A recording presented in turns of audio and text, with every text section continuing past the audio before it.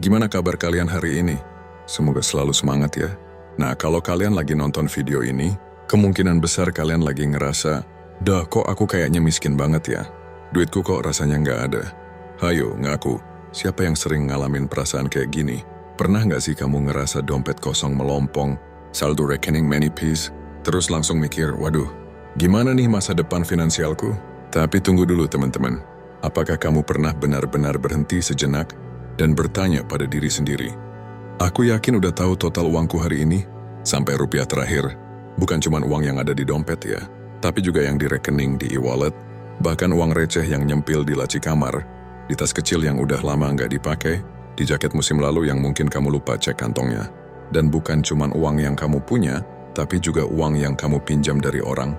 Dan yang lebih penting lagi, uang yang orang lain utangin ke kamu. Nah, pas banget, hari ini di hari kedua dari 100 hari jadi kaya, kita akan mengerjakan satu hal yang sering banget diremehkan orang. Saking sepelenya, sampai banyak yang malas ngerjain. Padahal ini adalah fondasi penting, fondasi awal, untuk membangun kekayaan. Kita akan hitung total uangmu, sampai rupiah terakhir. Loh, emang penting banget ya tahu total uang? Kan yang penting ada aja. Mungkin itu yang ada di benak sebagian dari kalian. Tapi coba bayangkan skenario ini. Kamu mau pergi ke Bandung. Jauh loh dari Jakarta ke Bandung. Kamu udah tahu mau naik mobil sendiri. Tapi pertanyaannya, berapa liter bensin yang kamu punya sekarang di tangki mobilmu? Kalau kamu nggak tahu bensinmu cukup atau enggak, bisa-bisa mobil mogok di tengah jalan kan? Udah tengah malam di jalan sepi, bingung mau cari bensin di mana. Nggak enak banget kan? Nah, sama kayak perjalanan menuju kaya. Kamu punya impian besar kan? Kamu mau punya 100 juta, 1 miliar. Atau bahkan impian paling tinggi, bebas finansial. Tapi kamu belum tahu berapa uangmu sekarang. Ya sama aja kayak mau naik gunung tapi nggak tahu kamu start dari pos berapa.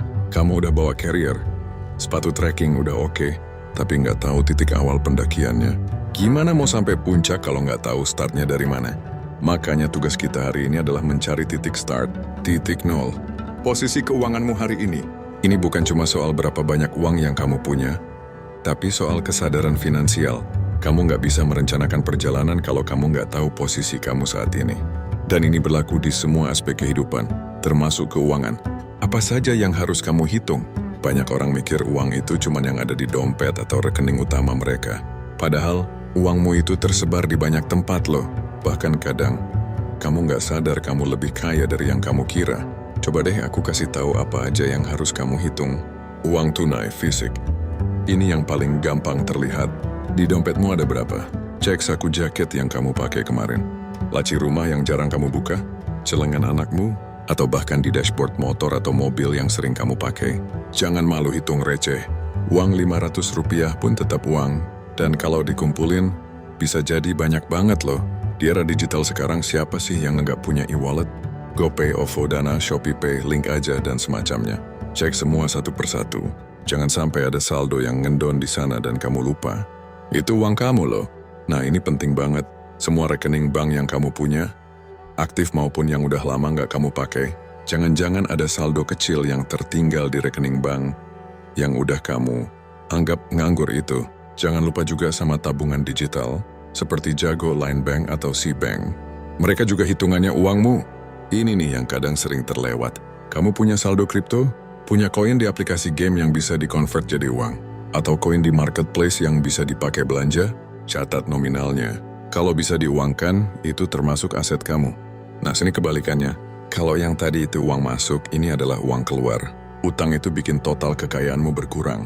Jadi harus dicatat juga. Jujur aja, kamu utang berapa ke siapa? Terakhir, ini juga penting. Teman yang utang ke kamu dan belum bayar. Catat, ingat ya, ini uang kamu yang ada di tangan orang lain. Tapi hati-hati, piutang ini belum tentu cair loh. Tetap dicatat sebagai referensi. Tapi jangan terlalu diharap. Anggap aja bonus kalau temanmu lunasin nanti. Contoh perhitungan sederhana. Oke, sekarang biar lebih jelas, mari kita ambil contoh ya. Ini contoh sederhana aja. Tapi aku yakin bisa bikin kamu paham. Misalnya kamu hari ini punya uang di dompet Rp125.000. Receh di rumah Rp18.000. GoPay Rp65.000. OVO Rp20.000. Rekening A Rp1.200.000. Rekening B Rp340.000. Dikasih mama barusan 100.000 rupiah. Ini rezeki nomplok masukin. Piutang, teman utang ke kamu 500.000 rupiah. Utang kamu ke teman 200.000 rupiah. Sekarang kita totalin asetnya dulu ya. Dompet, plus receh, plus e-wallet, plus rekening, plus dikasih orang, plus piutang 125.000 rupiah, plus 18.000 rupiah, plus 65.000 rupiah, plus 20.000 rupiah, plus 1.200.000 rupiah, plus 340.000 rupiah, plus 100.000 rupiah, plus 500.000 rupiah, 2.368.000 rupiah. Jadi teman-teman, total kekayaan bersihmu hari ini adalah 2.168.000 rupiah. Gimana, kaget nggak? Mungkin awalnya kamu mikir cuma punya 1 juta di rekening, ternyata pas dihitung-hitung, oh ada 2 juta lebih loh. Nah sekarang giliran kamu lakukan hal yang sama. Jangan cuma asal kira-kira. Ambil kertas atau buka spreadsheetmu. Tulis, totalin, lihat. Kenapa ini bisa buka matamu? Mungkin kamu bertanya, terus kenapa kalau tahu angkanya? Percayalah, kamu akan kaget sendiri. Betapa banyak uang yang selama ini kamu tidak sadari keberadaannya. Mungkin kamu sering banget bilang, duh aku nggak punya duit. Padahal setelah dihitung-hitung, kamu punya 2 juta lebih. Cuma tersebar di mana-mana. Ada di GoPay, ada di celengan, ada di rekening yang jarang kamu cek. Ini namanya efek ilusi keuangan. Kita merasa miskin karena uang kita tidak terkonsolidasi dan terlihat secara keseluruhan. Atau skenario sebaliknya, kamu merasa aman karena ada 1 juta di rekening. Tapi ternyata kamu punya utang 1,5 juta ke teman yang belum kamu bayar. Artinya apa? Kamu lagi minus 0,5 juta rupiah, tapi kamu nggak sadar. Kamu hidup dalam ilusi finansial yang positif, padahal kenyataannya kamu sedang merugi. Dan ini yang bikin kita selama ini hidup di ilusi. Kita mengambil keputusan finansial tanpa data yang akurat. Ibaratnya, kamu mau menyeberang sungai, tapi kamu nggak tahu kedalamannya berapa. Main nekat aja kan bahaya. Dengan mengetahui angka pastinya, kamu bisa mengambil keputusan yang lebih tepat dan realistis. Cara praktis melakukannya. Oke, aku ngerti penting banget ini. Tapi gimana sih cara praktisnya? Gampang banget. Ikuti langkah-langkah ini. Ambil waktu 30 menit hari ini. Cari tempat yang tenang. Siapkan kertas atau spreadsheet di laptopmu. Pokoknya fokus sebentar, jangan diganggu. Cek semua aplikasi keuanganmu. Mulai dari mobile banking, semua e-wallet yang kamu punya, sampai email notifikasi transaksi. Kadang ada saldo yang tersisa dari promo atau cashback yang kamu lupa. Jangan lupa catat recehan. Ini seru loh. Anggap aja kayak main tebak-tebakan atau berburu harta karun. Kadang bisa dapat 40.000 rupiah dari tumpukan koin yang kamu anggap remeh. Catat utang dan piutang secara jujur. Kalau belum yakin nominalnya, jangan malu untuk tanya atau buka chat lama dengan temanmu. Transparansi itu penting. Totalin dan simpan hasilnya. Simpan di buku harian, Google Sheet, atau aplikasi budgeting favoritmu. Ini akan jadi rekam jejak awal perjalanan finansialmu.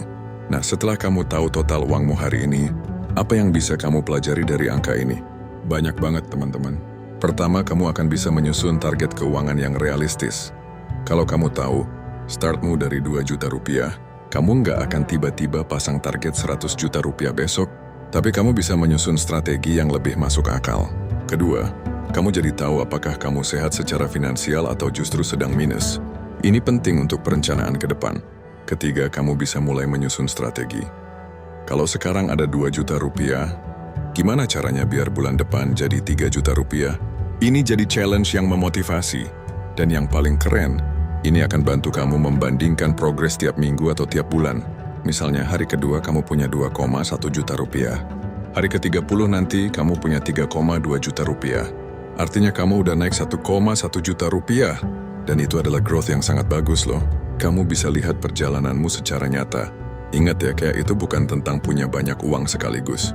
Kayak itu soal kesadaran finansial, soal kontrol, soal tahu persis posisi kamu sekarang. Dan pelan-pelan berjalan ke arah yang kamu mau. Hari ini dengan mencatat total uangmu, kamu udah melakukan sesuatu yang nggak dilakukan 90% orang. Kamu berhenti hidup dengan asumsi. Kamu mulai hidup dengan data. Dan percayalah, ini bukan hal sepele. Ini bisa jadi momen yang mengubah arah hidupmu. Kalau kamu udah selesai hitung total uangmu hari ini, tulis di kolom komentar, dan hari kedua, biar kita tahu kamu benar-benar ikut program ini.